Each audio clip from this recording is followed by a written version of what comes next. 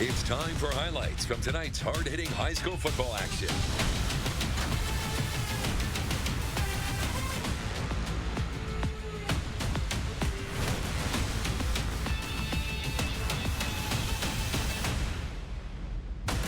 Sports Extra starts now. Sponsored by New West Sports Medicine and Orthopedic Surgery.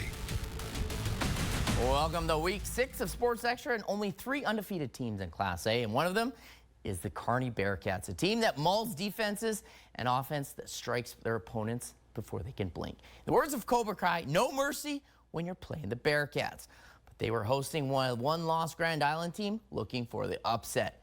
Out to Cope Stadium, where fan bases for both teams brought it tonight at the top 10 matchup. And boy, it was a good one, as the Islanders' opening drive took almost 8 minutes as Coben Bolton bolts his way in for the first down and more. And then it's 3rd and 9, and Cohen Evans buys times with his legs, and like a shortstop throwing the first, he sidearms a strike to Brennan Lang, who makes a tough catch in traffic. It's now 1st and goal, play action wide open to Cole Thorne, who touchdown, shares some love by blowing kiss to the fans. 7-0 Islanders when the Bearcats, they use that potent offense and strike back. Trevian Beckman with the BEA, beautiful deep ball as he connects with Jack Dahlgren in stride for a 39 touchdown. We're all knotted up at 7s. And the Rowdies, they're loving it. But after a Kearney stop, they would fumble the kick return, scooped up by the Islanders. 3rd and goal, Bolton once again, right through the heart of the defense, as the Islanders would hand Kearney their first loss of the season, winning 28-21. Let's go to Minden. Adams Central looking to stay undefeated. 20-3, and the Patriots prove their momentum. Still on the side, Hyatt Collins handles the squib kick, cuts back, returns the opening kick all the way to the Wildcats' 35-yard line, as they're in business with great field position. And then the Patriots are capitalized. Nick Continent running straight into your living room about 10 yards out for Adams Central. They're up 27-3. St. Paul hoping to find some offensive rhythm. Bryce Knapp hooks up with Cody Cusack over the middle, moving the Patriots into Patriots territory. But Adams Central defense is tough. Richard Waldron scouts Knapp's path and tackles him short of the first down to keep the St. Paul off the board. Meanwhile, Collins, he just couldn't be stopped. He's going to barrel his way in for the touchdown as Adams Central improves to 6-0, winning 34-3. And NTV's Nicole Weaving was there live, and she joins us. So, Nicole, with their dominant win, what's been the success behind the Patriots' unbeaten start? Darren, while Adams Central has a proven defense that's giving up just an average of 8.5 points per game, I would say their two-headed monster in the backfield between Hyatt Collins and Nick Conant has been their secret to success. That was on full display tonight as the duo alternated who scored touchdowns throughout the game. After a scoreless first quarter, AC really found their offensive rhythm in the second. Hyatt Collins opening the scoring. Nick Conant returning a kick for a touchdown. And then Hyatt Collins punching in one more, helping them take that 20-3 lead at halftime. Out of the break, it was Conant, as we saw in the highlights, capitalizing, running right into your living room, your favorite phrase, Darren. And then it was Collins punching in the final one that solidified their win. So you see that the two of them really able to carry the Patriots offense, especially as the aerial attack just wasn't working tonight. I saw Sam Dirks try to hit Jaden Techmeyer a couple different times down the sidelines or in the end zone, but St. Paul did a great job defending the pass, so turning to their run game was a secret to success. Now, you look at those final stats, there did end up being a bit more of a disparity,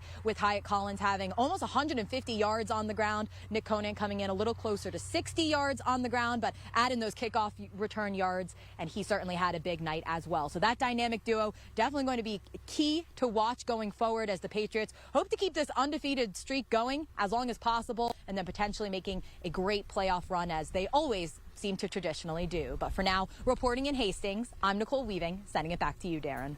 Thanks, Nicole. Always great insight, as they're going to take on Aurora next week, and it should be a great one. And another undefeated team, we're going to head right into them. Aurora Huskies dominate both sides of the ball, averaging over 40 points a game and only giving up just under 12 a game. But the Whippets, we're hosting the Huskies, and we're looking to turn the tide. 5-0 Aurora lining up against the 4-1 Whippets at Cooper Field in Minden, trailing 7-0. Moving the ball, Huskies bring it hard as jar it loose as Carlos Colazo finds it. After the quick discussion, Aurora, they're going to gain possession. Very next play, it's Colazo time, as he's going to get the call, as he does every The house call. Carter Harrison outrunning the end zone. Colazo goes 65 yards. Huskies up 13-0 midway through the first quarter.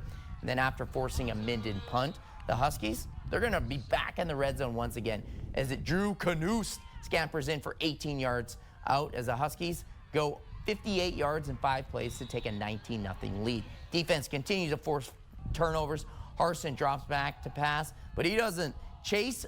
Phillips floating in the zone as he picks it off as Aurora with good field position, where the Huskies show no mercy, tremendous ability to run. Read option here. Kanoust fakes it, the handoff to Colazo, and then it's Kobe Noctegal breaks it off. 46 yards for the run as Aurora surges as they go on to win big, 54-26. And homecoming, the Hastings St. Cecilia hosting Kearney Central. Carson Kudalacek gets the Blue Hawks opening drive moving, keeping it himself, picking up 15-yard run here, and then junior quarterback letting it fly. Cooper Butler, who bobbles the ball, holds it on, and avoids it. All the stars to make it up in the end zone. STC, they're up 7-0 early. But Kearney Catholic, they're looking to respond. Carson Murphy, he's going to sling it to Caleb O'Brien. He breaks a tackle as he's climbing the ladder. The ball takes it into 35 yards. The Stars, they've got some life. But the Blue Hawks, 4th and 8, bringing pressure on the backfield. And Murphy, he throws it away for the turnover on downs. And St. Cecilia, they're going to capitalize as Kudlacek to Butler connection is back this time for 63 yards as the Blue Hawks remain perfect as they go on to win big, 49-7. And Hastings College head coach Matt Franzen watching Hastings Northwest, and the Vikings certainly put on a show for him. Austin Payne hits E.J. Aarons with plenty of room down the sideline as he gets into Tigers territory. Northwest then reaches into their bag of tricks. Payne to Aarons, back in time to the senior wideout, lobs it to the wide open Chase Weigart to extend the lead to 14-0. Vikings continue to roll the boat. Payne airs this one out to Tegan Lemkow, who takes off, and even the ankles not going to be tackled. Few more yards. The horse collar for the big gain. Payne then is going to turn this Caleb Kuiper to finish the job as he hits it hard and fumbles the ball. But Hunter Jensen, he's going to fall on in the end zone. Talk about Johnny on the spot. Northwest with another tutty. But why stop there? Payne going deep again to Lemkow as he's got the block as Northwest rolls 38-14. When it comes to offense, I think of my Philadelphia Eagles, but the Ravenna Blue Jays just might have something to say about my Birds as they're demolishing opponents by an average score of 60-20. But Nebraska Christian, they're a different beast. The Ravenna Blue Jays looking for the Pasota Strong tonight against Nebraska Christian Eagles. Former Blue Jays football player Joseph Pasota was injured following an accident Saturday night. His brother Tommy and Quentin Akla, both Ravenna players, pulled Joseph from the burning pickup truck. The Ravenna community hosted a tailgate benefit in his honor. This all according to a community member. Now let's head to the highlights, first half highlights. Nebraska Christian on the goal line is Oliver Herman with a short run, putting the Eagles up 7-0 in the first quarter, but Ravenna doesn't let that go unanswered. Zach Ladowski with Carter J. Snock with the carry as it's with the touchdown. 2-point conversion, no good. It's now 1-point lead with 9 left in the half. Jays follow this one up. One more is Caden Larson here with a great catch. Practically walks into the end zone as Ravenna leads 12-7 with just under 6 minutes remaining in the half. Eagles go back to the goal line here. Herman once again as the Eagles soar ahead as they go on to win this one narrowly 27-24.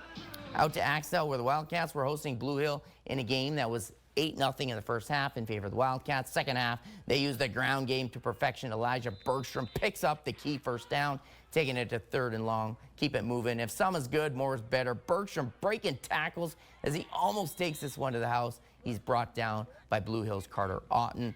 3 plays later, Jacob Halverson follows up the big boys up front for the touchdown as Axtell goes on to win big 30-0.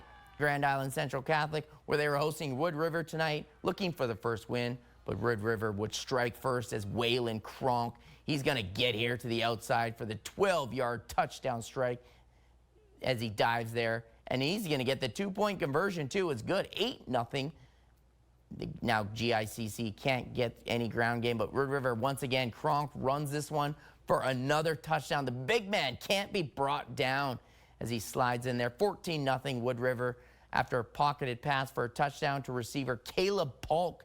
20-0 Wood River as they're looking to roll, but GIC, they're going to get on the board as they're going to block this punt. Great play there by GICC as they capitalize. Ben Alberts, he's going to run this one in, but Wood River is victorious 34-7. And Arcadia Loop steadily battling out at Pleasanton. 2012, the Bulldogs 4th and change, but the Rebels with a big stop turn the ball over on downs as Arcadia Loop is still leading. Arcadia Loop looking for another. Hayden Griffith up the middle, changes course, redirection, sneaks to the outside, practically walks in untouched across the goal line. Rebels up their lead to 33-12. Pleasanton now with the ball. Their snap is too high, goes over the line. Brennan Lidner attempts to recover, but Griffith again for Loop pick 6 as the Rebels continue their domination, taking this one home 45-28 as the Dogs win big.